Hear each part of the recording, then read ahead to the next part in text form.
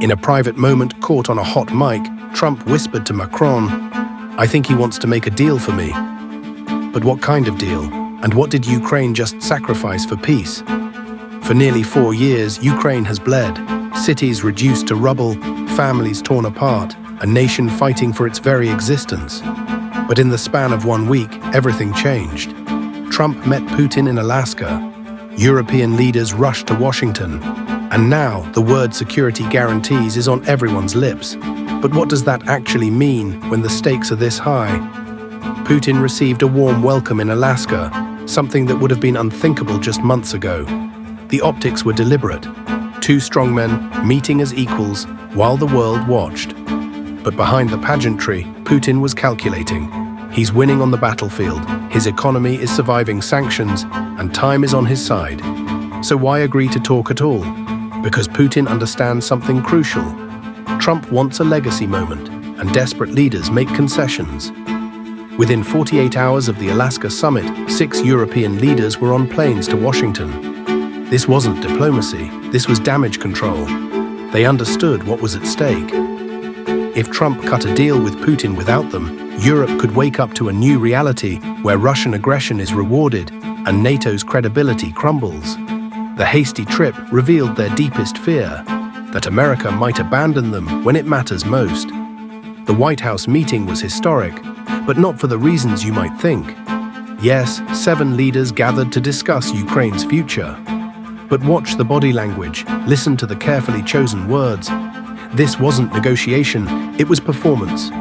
European leaders lavishing Trump with praise, calling his progress extraordinary, while Zelensky sat quietly, knowing his country's fate hung in the balance.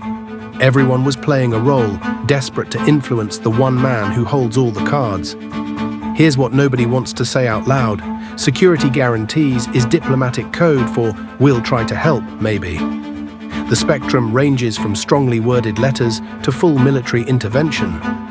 Ukraine wants NATO membership, the ultimate guarantee. They're not getting it. Instead, they're offered a coalition of the willing, a group of 30-plus nations promising, what exactly? Air patrols from neighboring countries, naval protection in the Black Sea. The devil is in the details, and those details are intentionally vague. Policing Ukraine's airspace sounds simple until you ask the crucial question: what happens when Russia violates it? Picture this scenario. Russian missiles streak toward Kyiv. NATO pilots scramble from Polish bases. Do they engage? Do they shoot down Russian aircraft? One wrong move triggers World War III. One hesitation, and the guarantee becomes meaningless. This isn't peacekeeping, it's playing chicken with nuclear weapons, and everyone knows it. Ukraine's front line stretches over 600 miles, longer than the distance from New York to Detroit. The coalition of willing nations cannot possibly deploy enough troops to secure this massive border.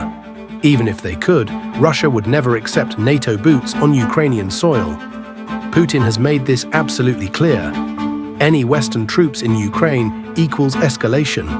So the grand security guarantee shrinks to training missions, intelligence sharing, and weapons supplies, essentially what's already happening. Here's the paradox that breaks the entire system. Any security guarantee that actually deters Russia will be opposed by Russia. And without Russian agreement, no Western nation wants to risk global conflict. Putin effectively has veto power over his own deterrence. It's like asking a burglar to approve the security system designed to stop him. This isn't diplomacy, it's diplomatic theater, and Putin is directing the show. In 8 months, Trump's view of Zelensky has swung from sharp criticism to supportive ally. His position on Ukraine aid has flip-flopped repeatedly. His stance on NATO has evolved daily. Now he promises US air support for European peacekeepers, but offers no specifics. Is this strategic ambiguity or dangerous uncertainty? When your security guarantee depends on a leader who changes his mind like the weather, how secure are you really? Europe faces an impossible choice: trust America's uncertain commitment or go it alone against Russia. They lack the military capacity for the first option and the political will for the second. So they're caught in between, desperately trying to influence Trump while building their own capabilities. Macron calls Putin a predator and ogre at our doorstep. But predators don't negotiate, they hunt. And Europe is looking increasingly like prey. Zelensky sits in every meeting, knowing his country's survival depends on promises from leaders who won't risk their own nations for Ukraine. Putin suggested Zelensky come to Moscow for talks, a proposal so insulting it was clearly designed to fail. Imagine the optics. Ukraine's president, whose country is being invaded, traveling to the aggressor's capital to negotiate his own surrender. It's a humiliation trap disguised as diplomacy. The world watches and waits as leaders play diplomatic theater while Ukraine bleeds.